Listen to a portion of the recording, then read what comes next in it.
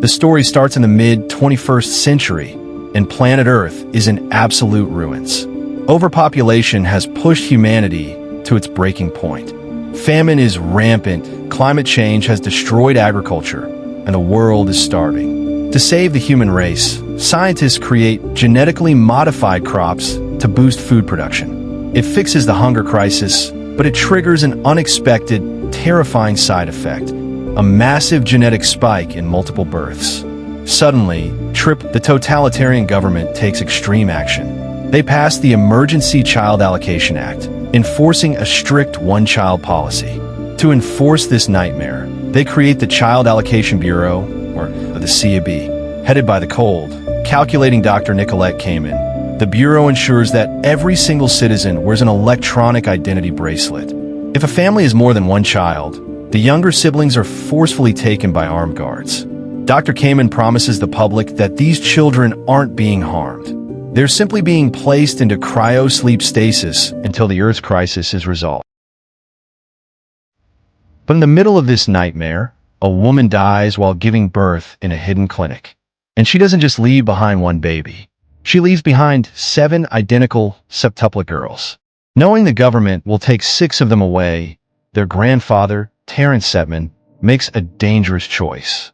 He decides to hide them all. He builds a highly advanced, secret apartment with hidden compartments behind the walls. To keep track of them, he names each baby after a day of the week: Monday, Tuesday, Wednesday, Thursday, Friday, Saturday, and Sunday. Terrence raises them with a single, unbreakable rule: you are not individuals. Outside of these walls, you're only one person. He creates a shared identity for them, named Karen Setman. The rules are simple but brutal. Monday can only go outside on Monday. Little girls are now grown women. Despite sharing the identity of Karen Setman, who is now a high-powered, incredibly successful corporate banker, inside the apartment, the 7 sisters couldn't be more different. Monday is the perfect, strictly professional businesswoman. She is the anchor of the identity, the one who does the heavy lifting for the career. Tuesday is a free-spirited, anxious stoner who uses medical marijuana to cope with the suffocating stress of their existence. Wednesday is a fierce, heavily muscled fitness junkie who channels her frustration into training. Thursday is the rebellious, independent soul who utterly hates the system they live in and resents having to hide. And Sunday is the deeply spiritual, compassionate, emotional heart of the family. It's Sunday night, and the sisters are preparing for the upcoming week. Karen Setman is up for a massive promotion at the bank, competing against a ruthless. The government isn't trying to arrest them or put them in cryo-sleep. They're being systematically erased. With Sunday dead and their lifelong sanctuary completely compromised, the remaining 4 sisters have to make a desperate, rapid move. They begin searching the gear of the dead CAB agents, looking for answers. Deep in the tactical vest of the squad leader, they find something highly disturbing. One of the agents has a high-tech tracking device, and it's currently receiving a faint, pulsing signal from Monday's deactivated identity bracelet. The signal is tracking directly from inside the secure walls of the CAB headquarters. This changes everything. Monday might still be a launch an aggressive counterattack.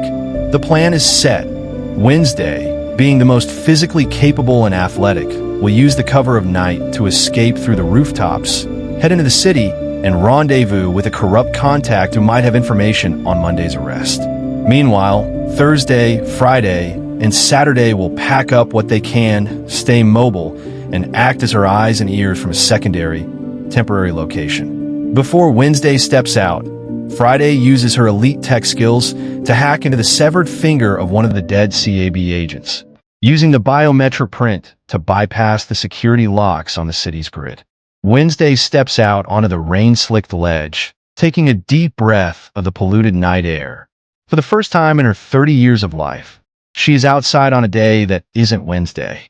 The next morning, Wednesday is navigating the dark, industrial rooftops of the dystopian city. Down below, the streets are crawling with checkpoints and swarming with guards. Friday is constant in her ear through a hidden earpiece, guiding her past security cameras, automated patrol drones, and infrared sensors. Wednesday finally reaches the high-rise apartment of Jerry, the ruthless corporate rival who was competing with Karen Setman for the banking promotion. They suspect Jerry found out their secret, grew jealous, and sold them out to Dr. Kamen to eliminate his competition. Wednesday slips through his window, corners him, and violently demands aid, shaking in his boots. He reveals that he didn't know anything about Seven Sisters. However, he does know that Karen Setman is harboring a massive secret.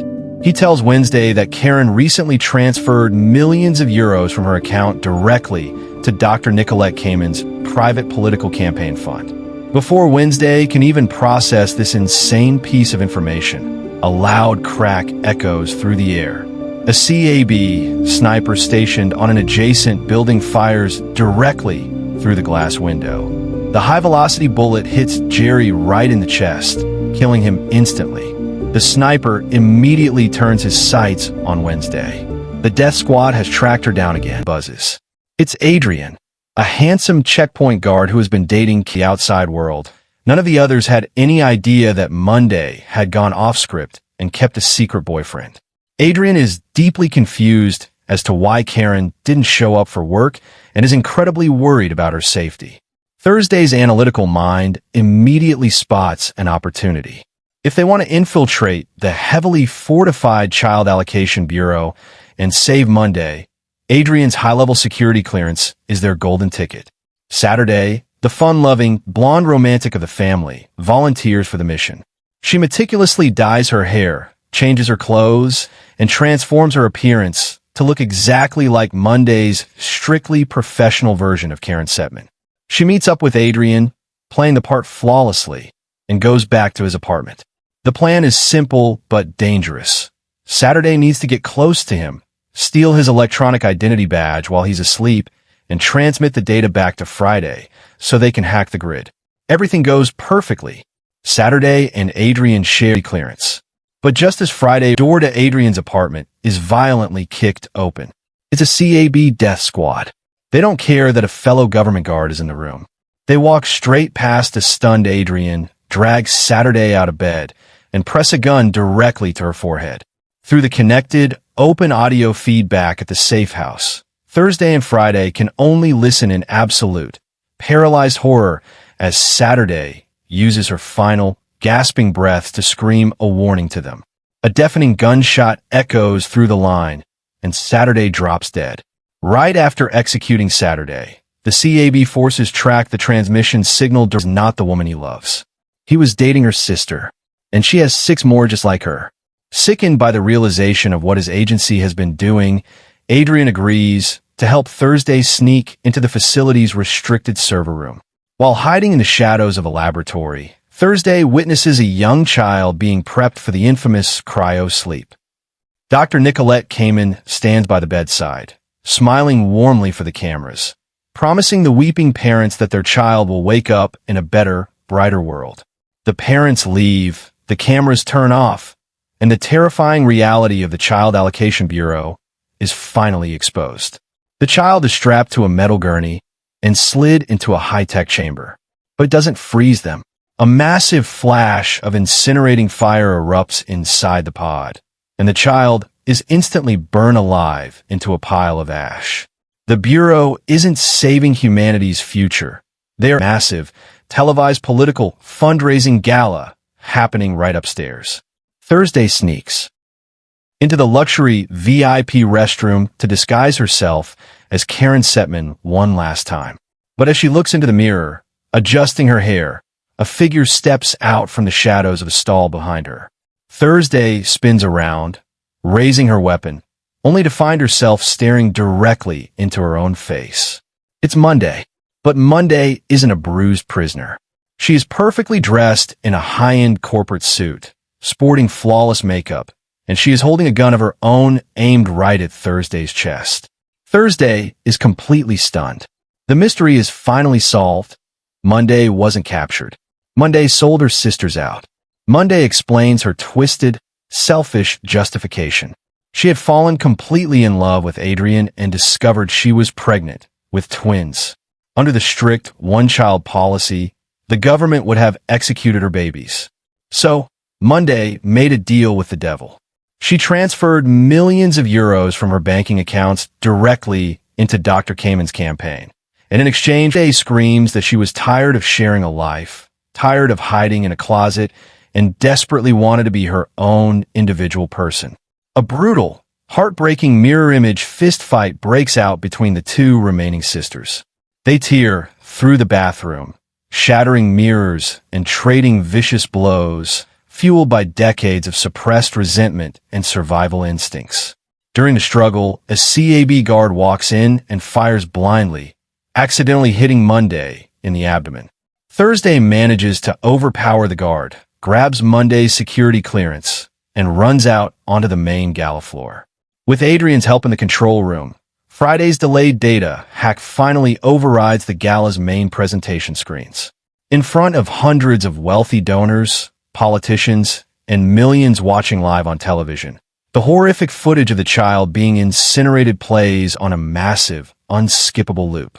The crowd erupts into absolute chaos. Dr. Kamen watches her entire political empire and fraudulent legacy crumble in a single second.